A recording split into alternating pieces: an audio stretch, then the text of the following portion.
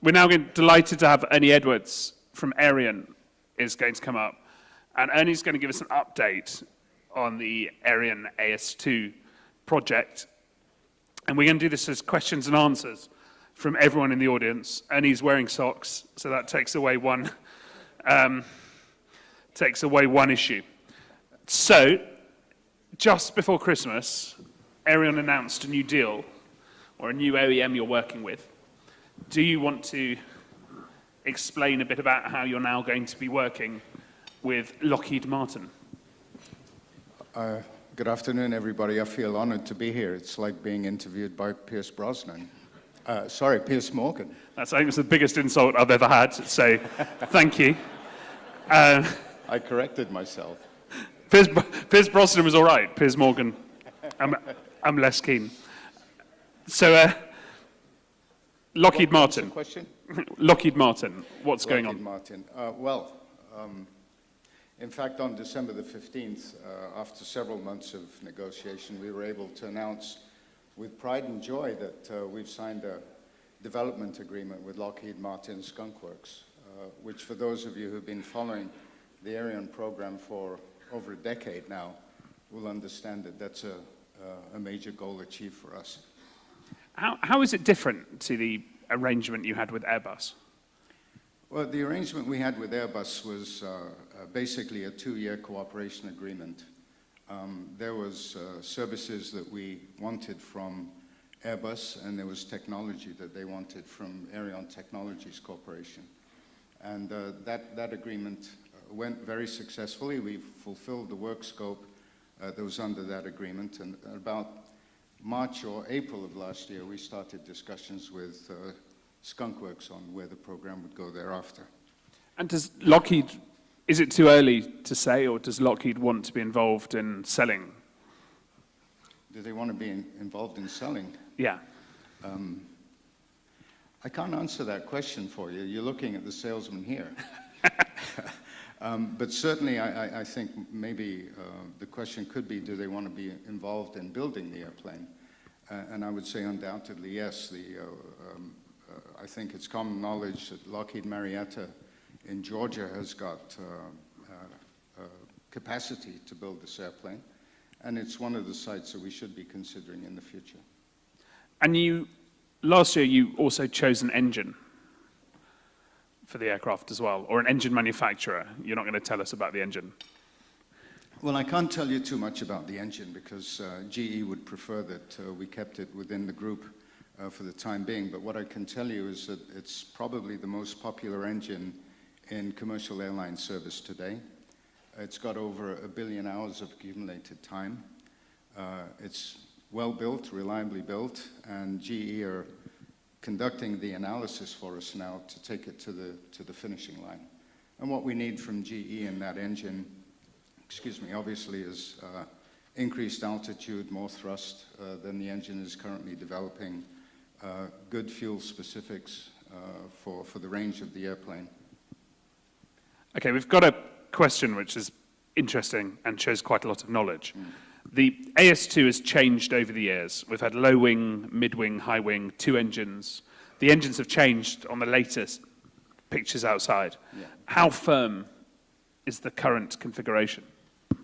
Well, the current configuration was developed as a result of some input from Skunk Works in the latter part of last year. And it was a decision that was taken probably around August or September to go along with the help that they were giving us. They have built more supersonic aircraft than anybody else in the world. I think this is probably, it is definitely the first civilian use of supersonic aircraft. But if somebody like that starts guiding in a different direction to what we'd already thought was the solution, then we have to listen to that. And frankly, I think it looks a sexier airplane now. And like many of us know here, anything that's sexy should sell well. You laughed. Really interesting question here. I'm slightly confused by it. How much someone has written. I don't know if they know if that's meant to be how much is it going to cost, or what Mach is it going to fly at. How much is it? It's $120 million. Okay, and what's the new range with the engines? What sort of, can we have the rough specs of the... We have rough specs. The current range, the projected range for the airplane is 5,300 nautical miles at 0.95, 0.96, which I think is faster than any other business jet around today. And at Mach 1.4, we're projecting the range to be 4,200 nautical miles. And we've had the question about noise regulations and the sonic boom over land. Any comments? I get that question quite a bit. For those who don't know, there are two different regulations that are in operation across throughout the world. In North America, the FAA dictate or mandate that there'll be no supersonic flight across the contiguous United States by commercial aircraft. And when they wrote that rule back 4 decades ago, it was about anything that was non-military aircraft and not allowed to fly supersonically. ICAO, on the other hand, for the rest of the world, say there'll be no disturbance created on the ground by supersonic flight. The Aerion AS2 is designed to be what we call boomless, up to Mach 1.2. So we feel confident that throughout the rest of the world, without a change in regulations today, we will typically be able to fly at 1.2 and stay under the sound barrier over the contiguous United States. But I have to add that, that all the OEMs that are interested in this field are already meeting with the FAA on a regular basis, because the FAA recognizes that the rules have to be changed. Supersonic flight is an inevitability. It's the next frontier, if you will, and rules have to be changed. But as you all know, rules don't happen to be changed quickly when you involve policy making. So this will take time, but we have time with the development of the AS2. One interesting question from the audience, and there's loads. The route, I think everyone in the room can see, is transatlantic. You know, is this just going to be like Concorde? Are we only really going to see it on that route? Well, I don't think we're only going to see it on that route. I think as you analyze, as we did, about 300,000 flights over the last 5 years, you'll find that the most traveled route is actually New York to London. And by London, I refer to the greater metropolitan area, Luton, Gatwick, Heathrow, etc. That's the most traveled route. So you could say that the AS2 will be used mostly on that route, but it favors very well for trans-Pacific flying as well as the Middle East. The airplane will have a combination of supersonic as well as subsonic routes for those who want to get the maximum range out of the aircraft. I'll speak up. Recently in the press, there's been some stuff with the Russians and Vladimir Putin looking at supersonic flight. Any comment on that? Is he going after commercial space, or is that a threat? Not a threat, or do you see some significance to that? Well, obviously, I can't predict what Vladimir Putin is thinking inside his head, but I can tell you the challenge, and I spent last year talking about this, thanks to Alistair and CGI conferences around the world, that this program isn't as easy as it looks. Lots of people have asked, why is it taking so long? And it's very simple. It's engines.